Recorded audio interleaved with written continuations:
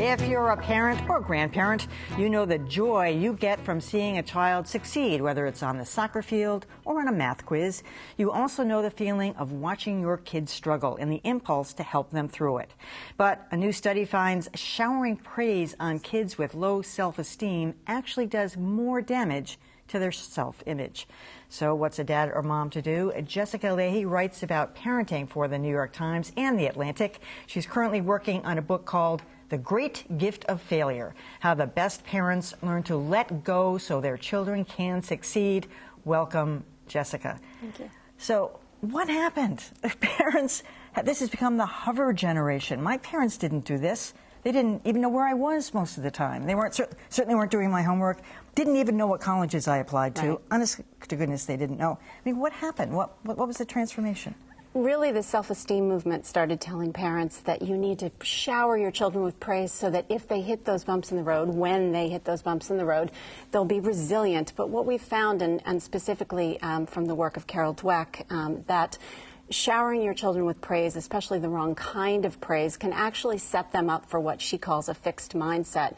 They begin to think, oh, I shouldn't try something difficult because my mom thinks I'm so smart or my dad thinks I'm so talented, and if I fail, they won't think that of me anymore, and they won't take any risks. And that's a real problem that we're seeing now in schools. Well, I mean, schools started it too. I mean, everybody on the soccer team gets an award, regardless of who performs the best. Everybody gets a gold star, even if they fail the test. So everybody got in on this. Everybody got in on it, and I think we all fell for the idea that we really need to protect the ego and we really need to protect the self-esteem.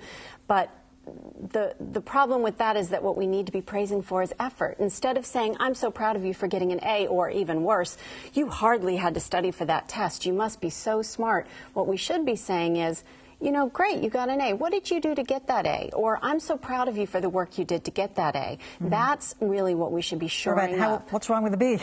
Exactly.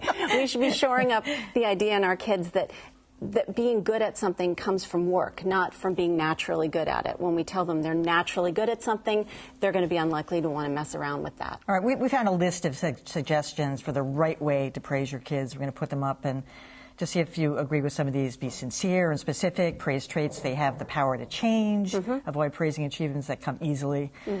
Encourage kids to improve their skills. Don't compare to other kids. What's wrong with comparing to other kids? The problem with comparing to other kids is that it can set up unrealistic expectations for the kids. And in my classroom anyway, it has set up competition between the kids. There's always that, oh, I got a B, what did you get kind of thing. And if you're trying to set up a supportive classroom environment, the last thing you want kids to do is competing with each other. But they're going to do that. And no, wait a minute. It seems like we're having it both ways here. What is wrong with competing? What's wrong with being disappointed, saying, gee, I got a B, you got an A, and maybe I'll give it a better go next time. What's wrong with that? I think the problem with competition in a class or between friends is that it undermines the relationships. Really, that's one of the things I try to foster in my classroom is, do we have a trusting environment where a kid who's a little bit shy maybe can raise their hand and say, can I maybe say something that I'm not sure this is going to be right, but, and that's the reason I don't like competition in my classroom between students. I like competition for its own sake with yourself to do better next time. But don't kids have the same sense that adults did, that some people are at better things? I had a friend of mine who was really brilliant at math and that kind of thing.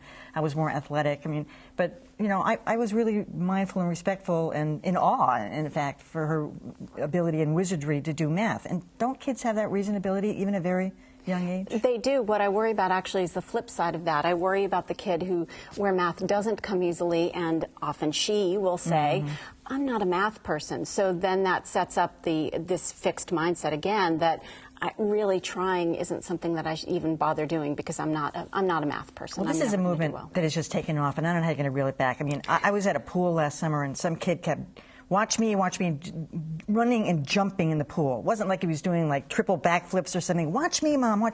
And everything was like a 10, and this is wonderful. And I thought, goodness gracious, what is going on here? Well, that's why we've ended up with books on the market called the Epidemic of Narcissism, because that's what the self-esteem movement has managed to do. We tell our kids they're wonderful at every turn, and they turn into little narcissists. Yeah, they've got a lock on that. All right, Jessica Leahy, thanks so much. You're welcome.